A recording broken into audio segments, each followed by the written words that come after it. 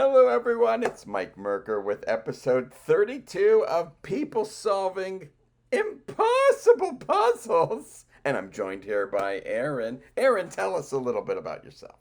I'm Aaron Birnbaum. I am the founder of Saren Security. We're a cybersecurity company, and we recently, well, we've been working on it for a while, but we recently launched Travis, which is a total recon and vulnerability intelligence system. It's an AI integrated vulnerability scanner that identifies problems that you have and helps you fix them. Crazy, I know, but it actually goes that extra step. And we actually have had AI in our product as a core for a number of years, and we use it to help prioritize vulnerabilities and do some other real cool, fun stuff. But it's actually ours. Like, we own the graphics cards. One of my investors is a hosting company, so we colo, and it's actually ours. It's not our proprietary ChatGPT traffic. AI solution. It's actually ours. We've been training it on security solutions for the past 2.5+ years.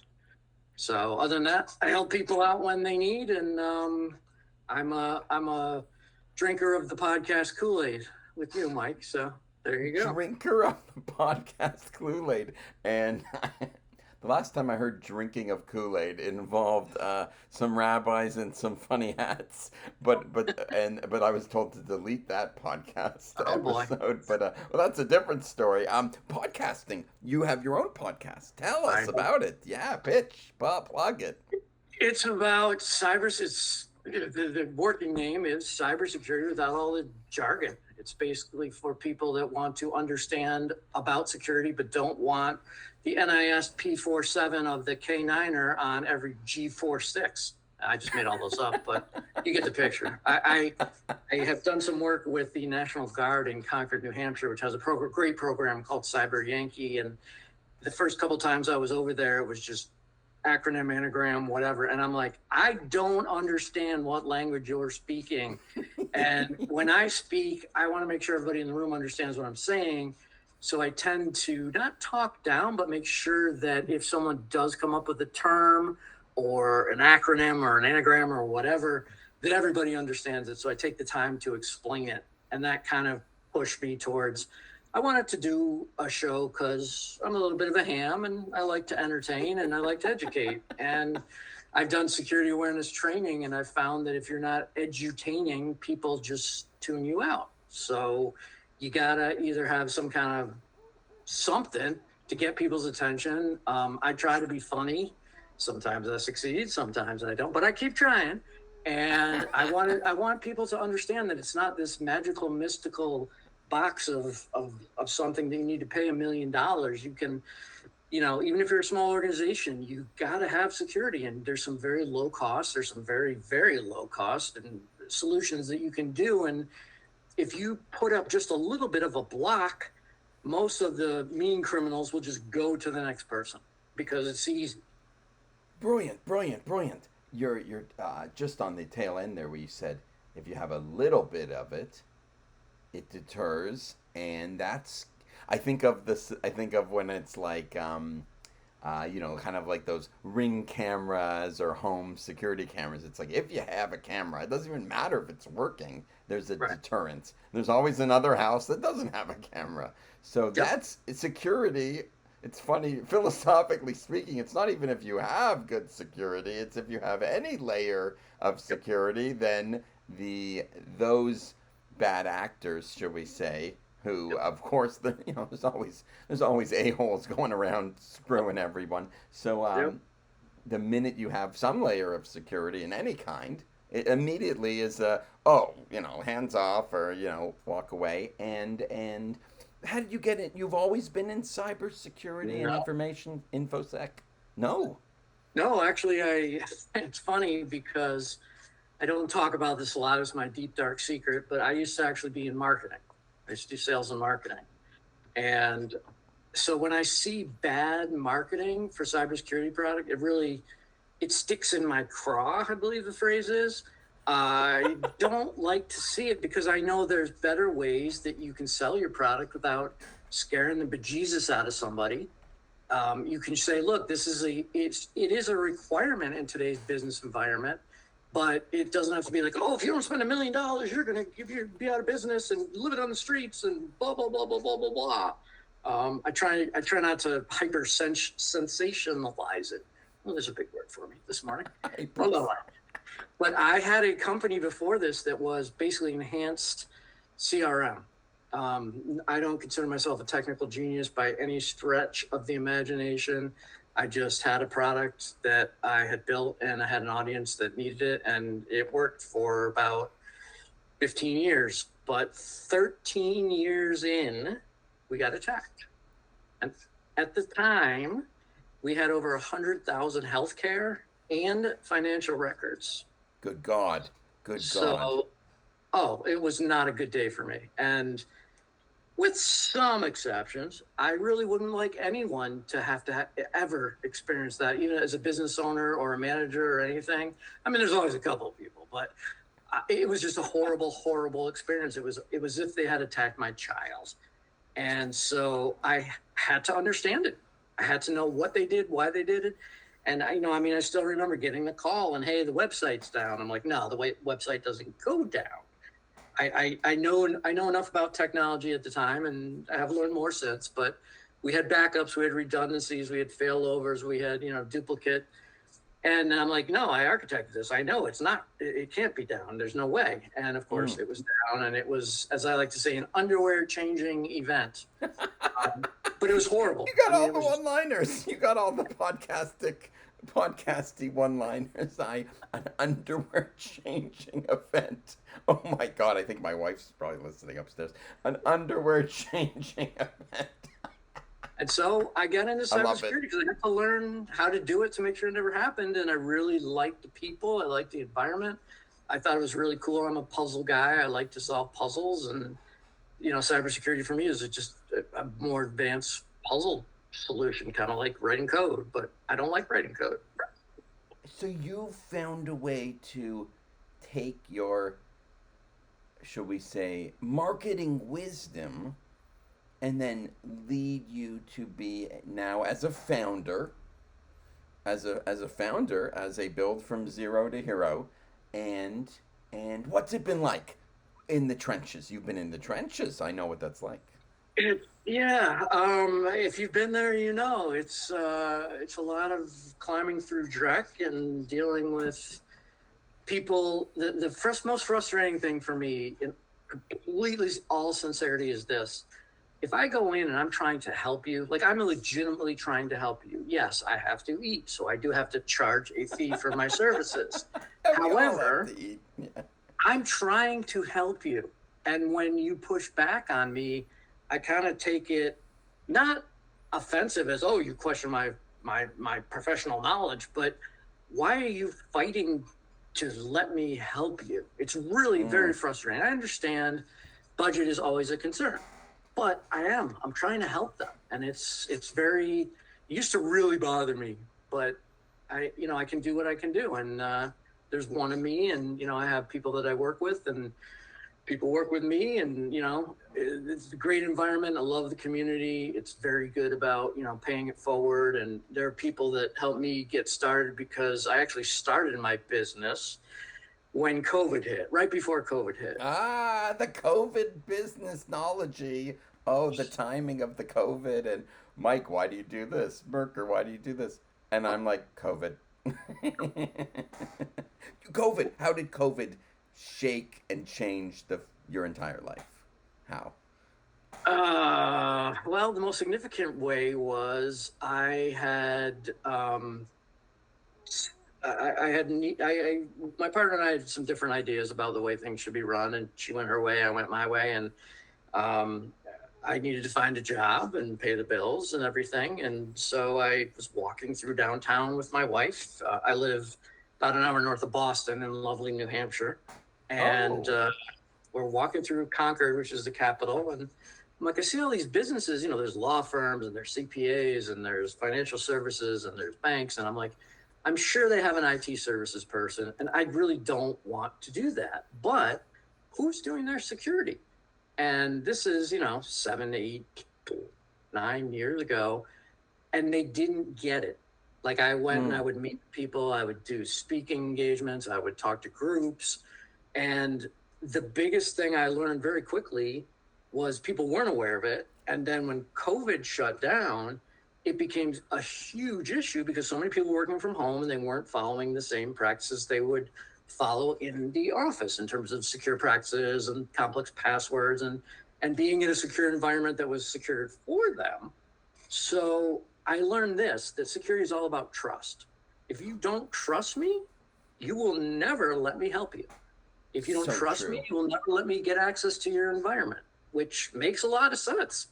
And it was definitely a challenge being remote, getting people to even, get on the phone or engage or anything like that. And it was, again, I salute the community for the people that helped me out and got me work and helped me get through it. And, I've tried to pay that back as much as possible. And I work with nonprofits and I work with some religious groups just because they need to have it. And We all, yeah, everyone needs to have, yeah, everyone. Why does the average person, technical or non technical, not think at all about cybersecurity? there's many theories on this, of which I have a few. Primarily, I think the word ignorance, basically in Latin, means does not know. Doesn't mean stupid. It means does not know. What's the Latin exact phrase? I want to look it up. It's I have 5 years of Latin and couldn't even tell you anymore. But I know that if you look up ignorance, it will say that the root is from the Latin does not know. Nescio, nonscio, Sounds about right. Oh, go on. So, Sorry, we had a Latin okay. dip there. So Does I not think that know. most people just don't think about it. They don't consider it, or like, oh, I read about somebody being hacked in the news, but that's a huge corporation. They have millions of dollars. Why would anyone look at me? I don't need to worry about that. And they do for two reasons. Number one is any money is money. And that's the primary motivator for 90+% of attackers out there, of criminals, of activists, of whatever. They're doing it for the money. Let's just call it what it is. Uh, I think that they think, well, I only have, $1,000 in my bank account. Who's going to bother me? They will. There are some bad people and there's some desperate people. And there's also some automated tools that will just go from person to person to person to person to person, which is why I said, if you just put up a little roadblock, too much trouble, go to the next person, because there's nothing there. If you live in a cul-de-sac and everybody has their lights on except one house, which house is getting robbed? I'm hearing the philosophical logic here is that now you're touching.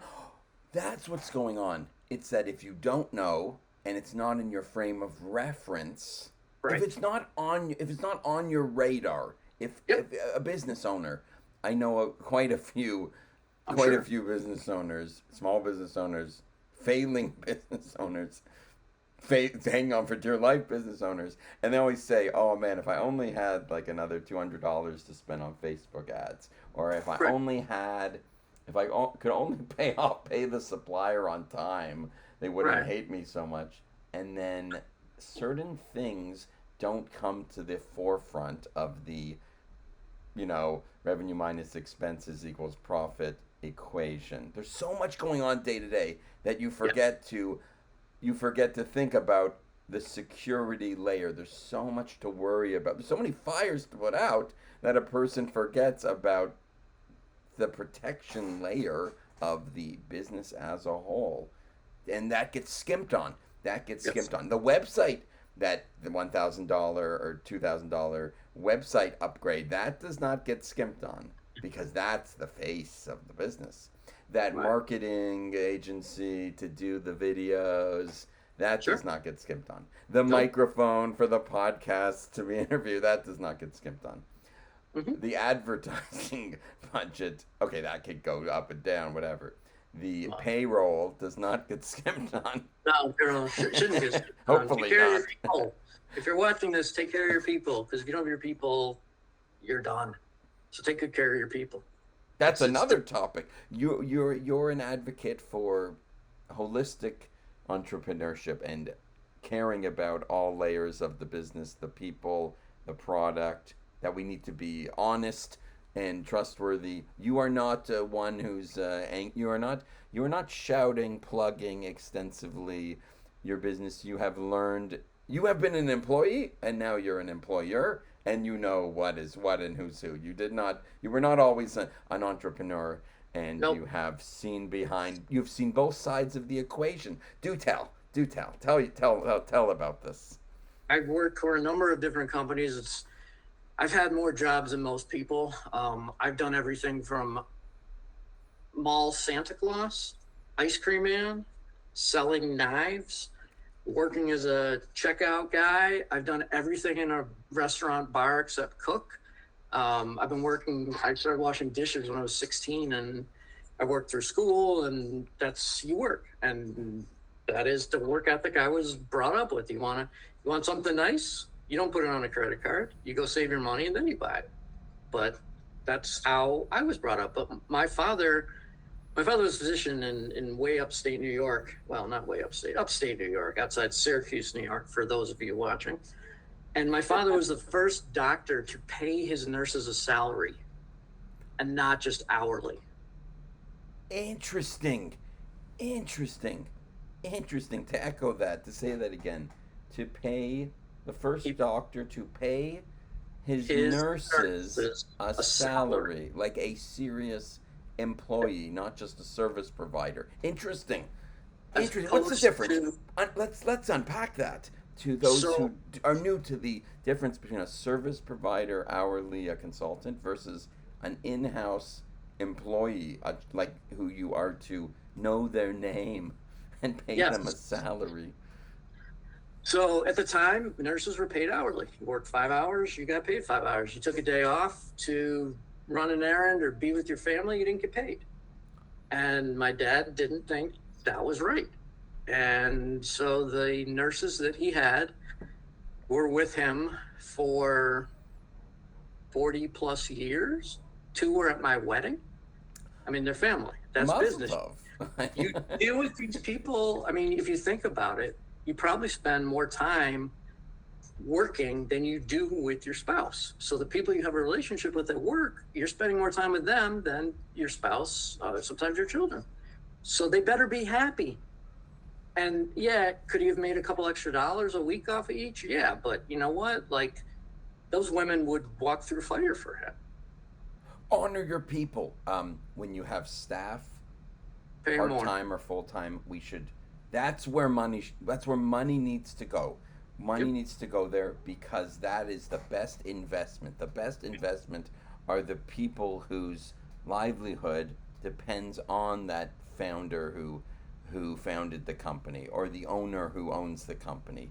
The staff are the people who do the late are the foot soldiers. They're the ones who pick up the phone. They're Yep. the face. They're the ultimate. If they're unhappy, that comes through in many ways. That is Absolutely. the 100%. ultimate toxin, and you've learned this on both sides. You've seen Yeah. this on both sides of the aisle. Interesting. But think about Interesting. this. Just do some basic math. Now it's was minimum wage $15 an hour or something like that. Yes, yes. Okay. If you pay your people $18 an hour, that's 20% higher.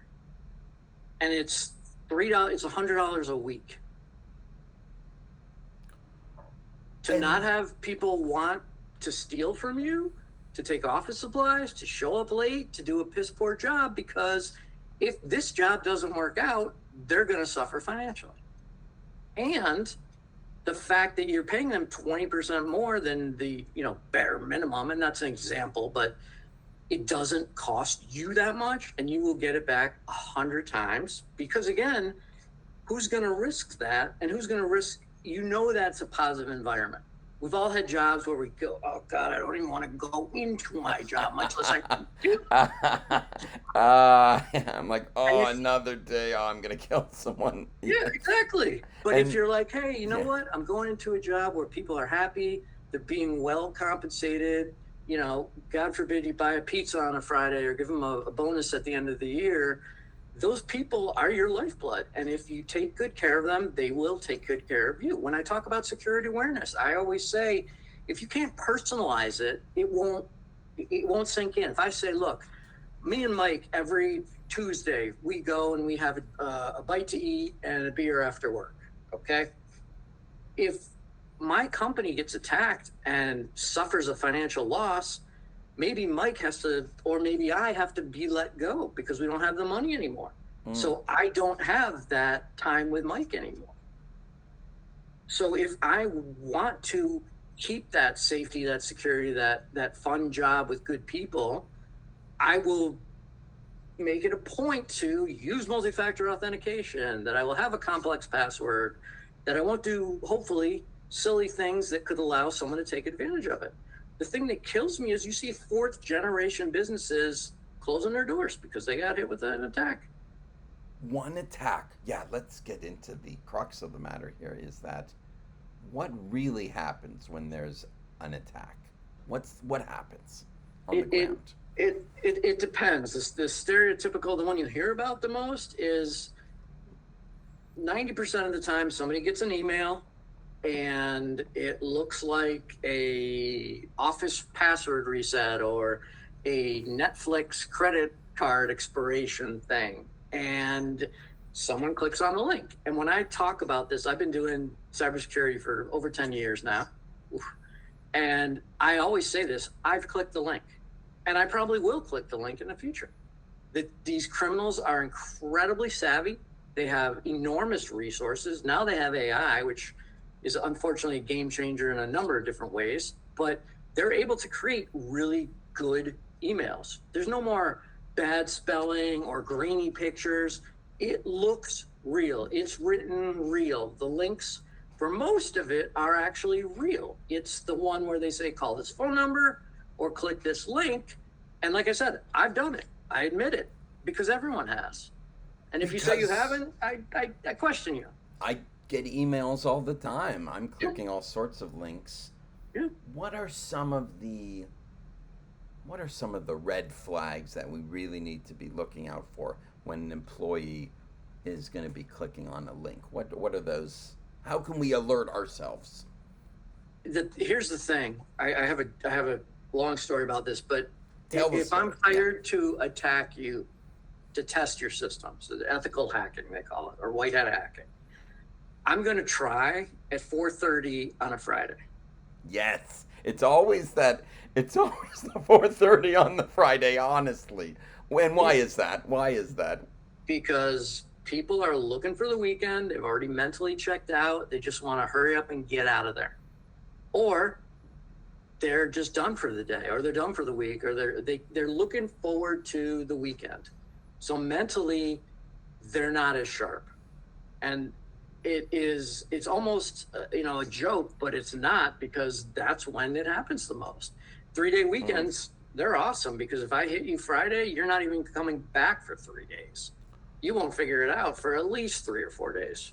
That's the we're getting here into the thought process Mhm. of shall we say the bad actor. What are some other terms? Hacker, bad No, actor. hacker. See, here's the thing. This is a personal pet peeve of mine, and Yeah. I go off on this way too much, but a hacker is someone that hacks things together or hacks things and makes them work when they shouldn't work. And it has evolved into someone that likes to tinker, or someone likes to play. Like when I was a kid, I took my bicycle apart all the time, and then I put it back together with more or less the same amount of screws. You didn't need that extra screw, hopefully. But a hacker is a tinkerer. Hacker is the good guys. They're the guys that come in and help you recover from the attacks by the criminals. There's always the stereotypical hacker with where's my hoodie? With the hoodie, the black hoodie. Yeah, it's always a Caucasian male with a black hoodie in, Racism. Yes, it is. Some of the best hackers out there are women. So, and anybody and everybody could be, you don't know.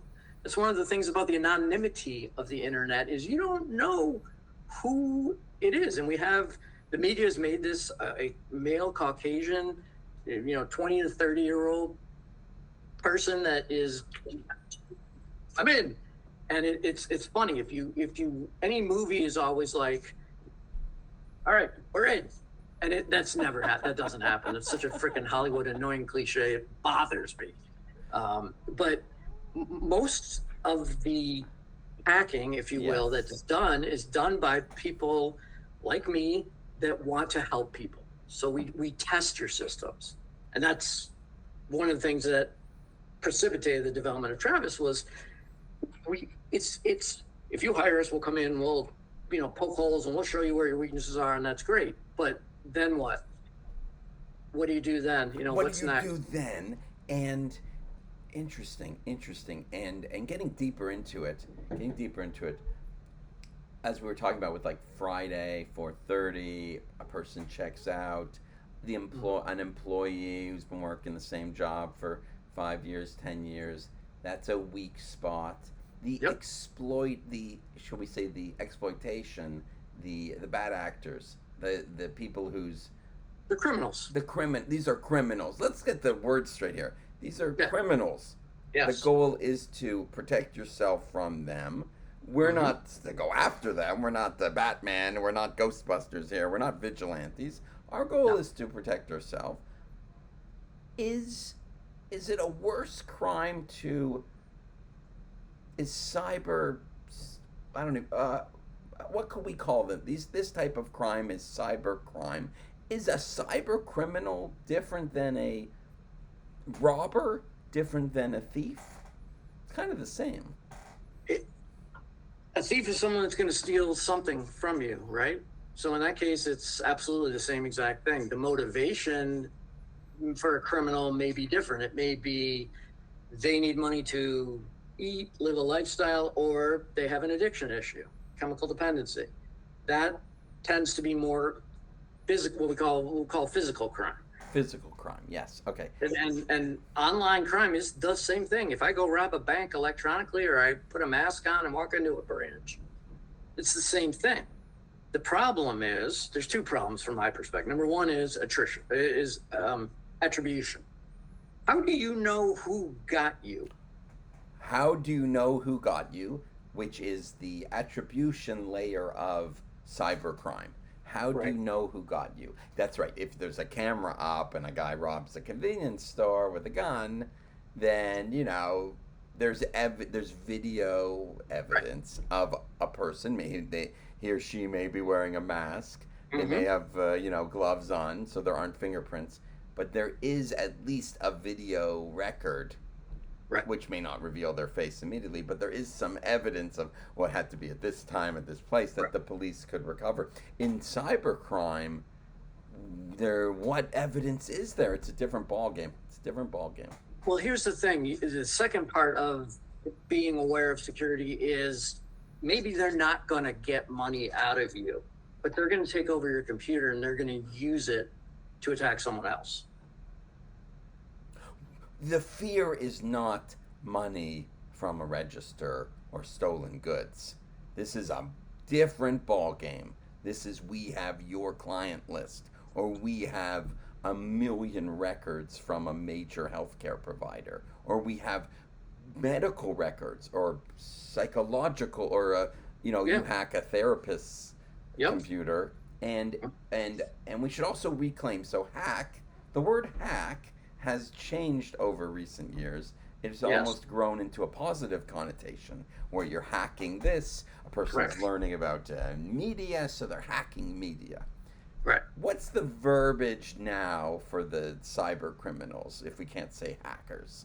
They're criminals. We just use the term criminals. They just use a different medium. And are they in the country of the crime? It's usually a foreign actor also, which is even crazier, because then how are you supposed to go after these people? And is it a crime of desperation usually, or is it's almost like a job, perhaps? Again, there's multiple layers, and I don't want to make a blanket statement. There is a huge component of organized crime that has recruited hackers, and that can be anything from paying them very well to threatening their lives and their family if they don't continue to work for the organization. There is also a number of organizations that will literally kidnap people and put them to work in a call center or helping do social engineering for fear of their life and or physical harm and or do you want to eat. For the most Oh, part, so it's sometimes the criminal themselves is just an innocent woman who herself has been roped into something, perhaps halfway around the world, and is an English speaker if there's some social engineering, meaning yep, like the setting up a situation. So explaining in English, pretending to be Microsoft or Amazon. And exactly. I guess time coming from like Toronto, Canada, where maybe it's different. Different things happen in different locales. So in and around Boston, or in New Hampshire, or in the Northeast of America, there are different types of what kind of cyber crimes are happening where you live. The same ones that are happening everywhere. There's not that, unfortunately or fortunately, as the case may be, there's not that many variants. Hmm. I mean, there's, we could get into that, but effectively, Okay. it's America. We're going to just attack Americans. We're going to use English, and we're going to think, these stereotypical things, but they happen to be true. We're So going to talk to old I people. I always find it, or jumping into a funny area here. I always found it interesting that like the United States of America is does so much efforts in the policing the world, preventing chaos at a world level, and then at the same time, all the other countries that are dependent on universal world stability are like, America, thank you, America, for preventing war between India and Pakistan. Thank you, America, for stopping and preventing terrorist acts in the Middle East. Thank you, America, for 5,000 young men and women aboard an aircraft carrier in the Strait of Hormuz trying to prevent a nuclear world war. And at the same time, it's like a bunch of people from India, organized crime, or China, are like, oh, now that the Americans have stabilized the world, let's get some credit cards and let's get some iPhone money. And Well, yeah, so I always laugh at the mutual. I guess it's I remember what's the worst thing that ever happened to me was like someone broke into the car and like stole like a wallet I left in the car stupidly, my own fault, and they took like $60, or they stole like a debit card, and then I was like, and my neighbor, I'll never forget, he's like, hey, did anyone break in your car the last couple weeks? And I'm like, how did you know? And he's like, yes, it's bad, and yes, we should be ashamed of ourselves, but isn't it feel great? He's yeah, like, that's the worst after thing that happened to you. he's like after being born in Romania and living in Romania for the first 15 years, and my parents talking about communist bread lines, here I am living in Canada, and I have enough money that people think I have, and people think I have enough money that they're gonna try to break into my used car. I feel like a rich man. And I was like, that's a very interesting take Yeah. on crime. That's a very interesting philosophic take on crime. And then I was like, oh wow, maybe it's a good thing. Well, of course it's a bad thing, but it's a good thing if you have enough that someone looks at you to take from you. That at least means you have enough on a finding good in the bad. But what else about and your podcast? Tell about your podcast. It's a YouTube podcast. It's My podcast is basically cybersecurity, but make it simple. Don't use the jargon and the funny words and the acronyms and the anagrams and the KP9 for the 471 LKs, obviously. Nobody understands that. And all you're doing is talking security with another security person about security. That's great. They know about security. So it's for the Easy. lay. It's for the lay person. It's Yes. for the mom at home with two kids who's 40 years old. It's for the grandfather who got a new router for his Wi-Fi and is buying a new MacBook. It's for the 25-year-old college student just graduated and they're involved in a startup. It's for anyone.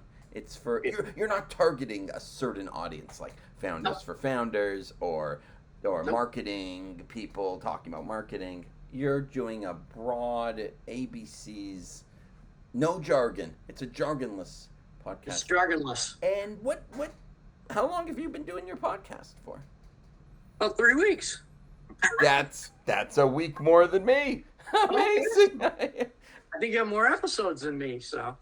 I have been called a I've had some derogatory terms like, "Hey, wait, you're gonna edit this, right? Hey, wait, you're gonna film this in a proper streaming platform. Hey, wait, you're gonna wait till I set up my microphone." And I'm like, I'm kind of more on the raw, rapid fire. What's your style of podcasting? What's your style? I just have a conversation. That's it. I have a very broad format, and I'm going to introduce you. I'm going to say a few words about yourself, and then we're going to have already discussed what are we going to talk about, and maybe we're going to talk about elder abuse and cybercrime, or something we've agreed on a topic that makes sense, and I'm going to say this was your experience. You had this experience. Tell us about it and why it impacted you. Like for me, my experience is my company got attacked. And I heard about security, but I didn't really think about security. So it really changed a large part of my reality in my life. And so I'm still very passionate about it, and I still want to help people if I can, if they'll let me. Uh, but everybody's got like, oh, well, I everybody has at least one or two really crazy stories, and that's Everyone what I'm. has crazy stories, Yep. and you felt the. What did you say? I remember you said something about drinking the Kool Aid. Yes. Usually that's used. The invention of that, the root behind that term, is very implies like a some kind of death cult or Yep. drinking the Kool Aid. How come? How come? What do you mean when you say the podcast Kool Aid drinking? I just say that I think it's important that two things. One is that most people don't drink the Kool-Aid. There's poison in it, Reverend Jim Jones, on your island, and you're not going to a special magical place. But the other thing is, we as security people, and I find myself guilty of this, is we tend to drink our own Kool-Aid. So we start believing ourselves, believing our own hype, and oh, we can do everything. And then we get back to marketing and we're being told we're 100% safe, or we're 0% ever get attacked, or I don't like superlatives. If I'm reading something or if I'm looking at a webinar and they say 100%, I'm done, because I know it's a lie. And if that's a lie, what else is a lie? I don't have that kind of time. Just be honest. I'm not going to tell you that we stop every attack known to man. When I've had the question on more than one occasion from people that, and this is less as of recent, but when I first started, it was, can you guarantee I won't get hacked? No. So I'm going to give you all this money and you can't even guarantee? No, I can't. Mm. You want somebody to guarantee it? You're wasting your money, because anybody who's going to tell you that is full of it. That's the first red flag for cybersecurity is any company or any service provider who says we're offering this package or we're offering this system or we're going to go through what you have we're going to go through your business and we're going to make sure it's secure. They must the kosher thing to do, the right thing to do is to say, look, we're implementing preventative measures. Yep. We're also, we're making sure that we're taking the best measures, the best training. It's a multi-pronged thing. It's not just install this Right. or a course for 10 people who work at your company. It's a real, we have to be honest that there is no such thing as airtight security. In fact, I've heard a few times that the job of like the CISO, the Chief Information Security Officer, is always a scapegoat. Is their second Yes. title? I heard that.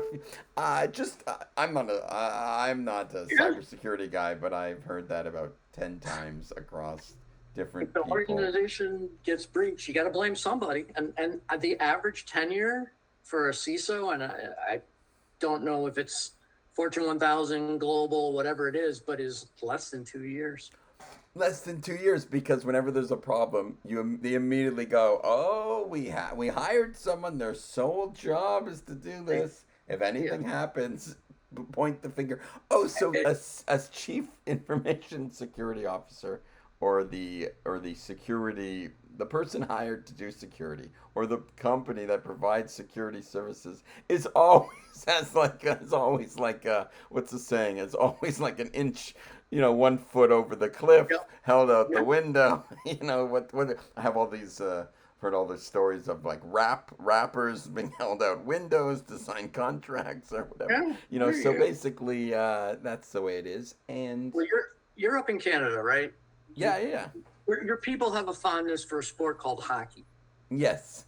Okay. I'm in the Northeast and I went to school in Colorado. I'm a hockey fan. Cybersecurity is like being a hockey goalie. You let one shot in, you get 100 shots a game. You let one in, your team loses. You have to be perfect all the time. And it's just not realistic. And when you say goalie, you're saying it's like that of a defensive measure, Yes. whereas in every company, any small business, any startup, there are offensive actions or marketing, advertising, things to grow the business, and then there are preventative measures to protect the downside, Correct. legal, security, cybersecurity, Mhm. worrying about the less negatives, not just trying to grow the business, but Right. reducing the Protecting it. protecting the business in the same way as we spoke about reducing turnover or reducing employee satisfaction, and that itself will increase the business. Interesting, interesting. Mhm. What else is going on? You gotta share some crazy stories. All uh, right. Sharing the Well, stories. I'll give you a few that I tend to share because I think they really hit home. And there's physical security, door locks, cameras we alluded to, and there's electronic security, which would be firewalls and antivirus and anti-malware, things like that. I have seen organizations spend seven figures on security and nothing on physical security. They lock the doors. That's it. And I have been to a location, and as I was getting there, it was the organization was isolated for a reason, but it took a long drive down a road in the middle of nowhere to get there. And when I get there, they have huge plate glass windows all around so they can see the Mm. woods. And as I walk in, I look around and I see there's a camera. And I'm like, okay, good, that's good. And I walk inside and I end up talking to the people there. And then when I'm finished with what I'm doing, I'm like, hey, can I talk to you for a second outside? And they're like, sure. And so I go outside. I go, does that camera work? And they go, no, it's never worked since we've been here. I'm like, okay. So that's what's called a visual deterrent. Somebody sees that and says, oh, they got a camera. I better not break in. Okay. Now, but the camera doesn't work. The other thing is, I said, you guys have an alarm system? And they say, no, we just lock the doors and go home. And I said, you just spent a bunch of time with me, which costs you money, and the solution that you're going to implement is going to cost you some money. If I know who you guys are and I drive up through the dirt road way out in the middle of nowhere and I pick up one of these lovely paving stones that's right by the door and throw it through the window, how long is it going to take the police to get here? Even if you had an alarm system, which you don't. I could load this all up into the back of my truck. I could be gone for days and you would That's never right. notice. And you would never notice. Gone for days, hence the Friday at 4:30 situation. You're There you go. touching on the. Physical. It's a tough conversation. The physical security, it's it's it's a tough conversation to have because like, who do you talk to when it's interesting. Like it's like who do you talk to? It's kind of a spooky conversation to begin with. It's not like, hey, do you want to hop on a 10-minute call and I'll tell you about automating your sales pipeline. Right. That's very different than, Yes. hey, you could be completely effed immediately if you don't buy this. It's interesting. It's interesting. It's. What do you feel about as a business? and your sort of go-to-market strategy, or the way you're doing reaching out to companies. What's that like on your end? What's that? It's challenging. I mean, obviously, there's a lot of competition in the space, whether it's direct or indirect. And I have nothing bad to say about most organizations. Those that are egregious, I will call out, but I don't talk bad about anybody else, because if you're doing something, then I'm happy. That's good. You don't have to be doing it with me. Just do it. You're not. You're about the awareness. Yeah. Aaron, you're big on like people should be more aware, and I want to amplify the awareness. In fact, your podcast, although not wholly cybersecurity, has a layer related to cybersecurity, and you're big on awareness. You're not even worried that each minute you spend podcasting or sharing what you're doing, you're trying to do the awareness. You're not doing sales No. tied to the awareness. You're doing awareness, and then if it's a right fit, then we can have the conversation. You're not a pushy salesman. Interesting. Nope. I don't think like I said, my background is marketing and sales. And if you think of sales people like a used car salesman, then they're doing something wrong.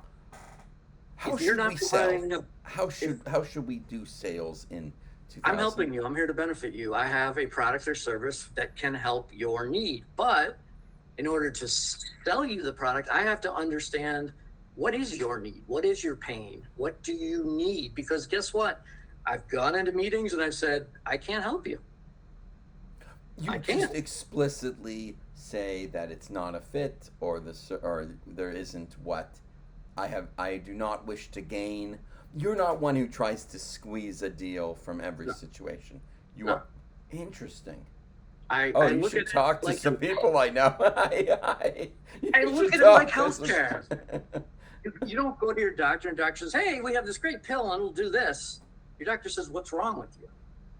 And then says, okay, I think that might be this condition. And for that condition, this is a solution of the prescription, no pun intended, that we recommend to address that. If it's pain, it's a painkiller.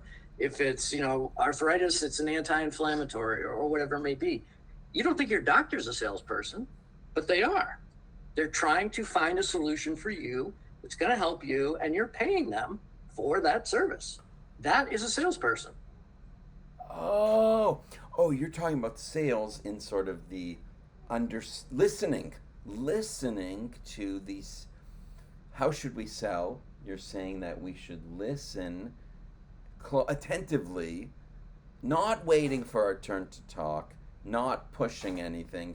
We are to be like a sounding board, an advisor, and Consultative. To be consultative. Yes, Right. It's not like a hammer on a nail. It's No. to be like a listening ear, like a doctor. The analogy of a doctor as a salesman. Interesting. Where are you getting this? Who's telling you? Where are you? You can't tell by the gray hairs. I'm old. I have lived a life. I have made a lot of mistakes. I will continue to make mistakes, but hopefully not the same ones. And hopefully I will not repeat behaviors and patterns that negatively impacted me. But I've got a lot of scars. I've got t-shirts. I've got paperwork. We used to joke about the $1 million t-shirt, and I was in New York City in the .com boom and bust. And the joke was, oh yeah, I got $1 million t-shirt, because that's all you got. I have stock options worth $1 million and a t-shirt, but now you have a t-shirt, and that's it. You've been around the bend.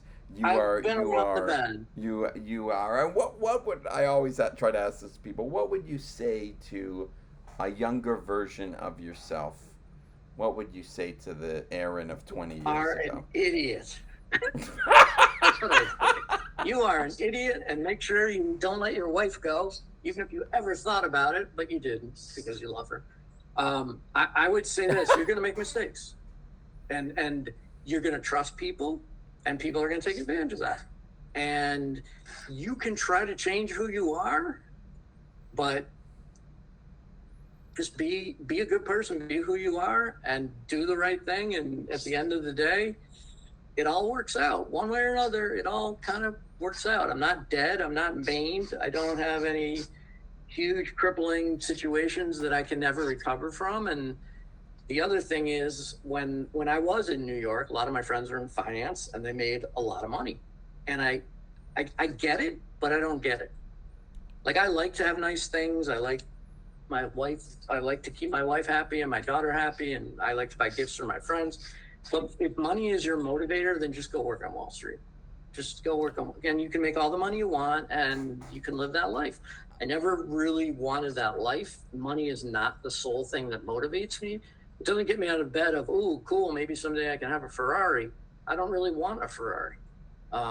I mean, I'd take one if somebody gave it to me, but that's the reason. The reason you get out of bed in the morning is has to be something that's important to you, or you won't get out of bed in the morning. We should like what we're doing. If we want to make money, don't hate it. if we want to make At money, least we don't should hate be it. where the money is. The investment bankers, the money managers, the venture, the VC work. But if you want to, if you have a passion, and you want to wake up in the morning and like what you do because we are spending time doing what we like, uh, I get it. Then we should be thinking deeply on what we want to do. What do we need? What do we need to buy things we don't can't afford to impress people we How many don't headphones I have? like? I have four. Interesting. 1, 2, 3, 4, 5 right here. I have 5 headphones. Why do You're I need 5 sitting headphones? in front of a couple phones There you go. and 3D printed trinkets of sorts. There you And go. Do I, you need them? this was a great and informative session. Amazing, Do and you need them? No, you don't need them. You want them, you like to have them. That's great. I'm not saying go be a communist and live somewhere and have the things that you want and do the work that you want. But yeah, if money cannot be your sole reason. I've had jobs where I was paid a lot of money and I was miserable. That's cool. yeah, I know, but like, no, I'm talking about random things, and it's like, and my wife's like, Michael, why did you buy a bunch of those Italian light panels? I'm like, what do you mean why? It's cool. I don't. And it's like, how much was that? I'm like, well, that's a different That's conversation. a different question. Now that we're talking about dead queens and dead presidents, There you go. what did you say before about oh, so much ground has been covered here. About the about to a younger person who's very into materialism and doesn't know what they want, and I'm around many such people. What would you say to the 25-year-old, 30-year-old guy, a bit younger than us? What would you say to them? Well, I'll share something that was shared with me by a gentleman by the name of Leland Manders, who, if you're in the greater Ohio area, you may or may not have heard of. He started a restaurant supply company. And I met him, and he had 5 or 6 locations, and he was very wealthy, and he's very nice person, gave a lot back to his community and volunteered and did a lot of really good things, employed a lot of people. And he said this to me, and I still remember this. This is a long time ago. He said, whatever job you have, if you take the job, do the job like it's your company.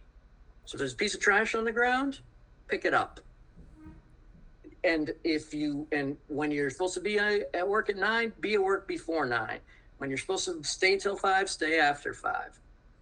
Do it like you own the company. He goes, and you will be recognized and you will be rewarded. And I have absolutely taken that to heart. And I can say, in his experience and my experience and the number of people that I've shared that with, that is true. It stinks when you're young because you think you know everything. You don't have the time or the money to do what you want to do. You don't want to work for the man. You don't. You think you know more than everybody else. And the reality is you may be smarter, but you're not wiser.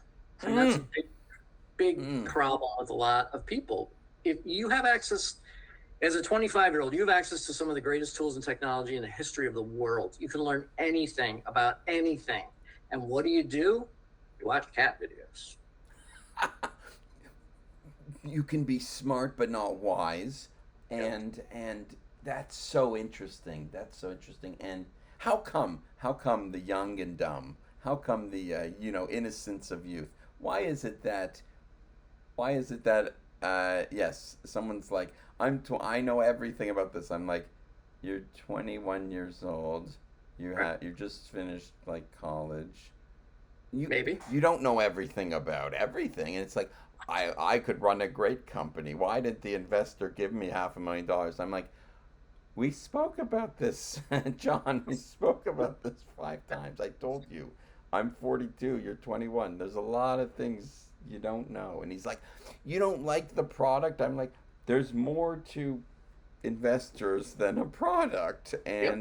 And you're all involved in mentorship, and people reach out to you, Hmm. and you like mentoring others. You find it I important. do. I like teaching people. I can never be a teacher because I was always that snotty kid in the back row cracking jokes. And I would always end up with someone like me. I know that, so I couldn't do it. But I do. I enjoy it. I like to work with young people that want to work. And I have people that reach out to me on LinkedIn or find me or refer to me or whatever. And I'm happy to talk to just about anyone, time permitting. But don't ask me for a hand up. Don't ask me for a hand out. Unpack that wisdom. You are filled with your Jewish mantras. I knew it. I knew it. If you ask me for help, that's fine. I'm here. I offer it. I think I know a few things. Um, I'm not an expert in anything except being an idiot, but I've mastered that. True knowledge is knowing you know nothing. I'm a genius. But do something more. There's an old joke. A man is praying to God and he said, God, just let me win the lottery and all my life will be better. I'll donate everything. I'll donate money to charity. I'll fund scholarships. I'll do all these wonderful things. Just let me win the lottery. And every day he prays to God. And one day God appears before him and says, my son, I know you want to win the lottery, but meet me halfway. Buy a ticket. Ah, interesting. Mm. We If will you end want it. help, Or yeah. we If you want help, show me you want help. If I say, okay, I'm happy to help you. What are you studying? What are you interested in? What are you learning? What do you like? What's your lab look like? What do you play with? And if they can't answer that, then I say, go get a lab, go build a lab, and come back. And I'll help you. And I will. And I've made introductions to people. I've helped people get jobs. I'm happy to do that. I'm happy to help people. It's not like I'm going to lose and they're going to win. I'm going to help you. And maybe down the road, you'll help me. Maybe not, but maybe you'll do something nice for somebody else. paying it forward. And Yep. the lesson here is paying it forward, Yeah. and and we have to make the call. We can't live in our own head, live in daydreams. Make the call, go on the interview, put yourself out there. You're advocating that we have to do. We have to even seek. We can't just live in fairy tales. We can't live in dreams. Do make. Don't be afraid. Put yourself out there, and don't think you know everything. Don't think you know everything. We don't know how much we know till we enter into the marketplace. And then we see we have competitors or we have people against us. Then we see what we're made out of. I love this. This was an amazing session. Wow. And Pleasure. we will hold over here. Oh, we may need a follow up. I will be on your forum, and we You'll be will on have a mine, and round then we'll see two. where And we go. amazing. And we'll pause here, everyone. Another amazing episode. Thanks, everyone.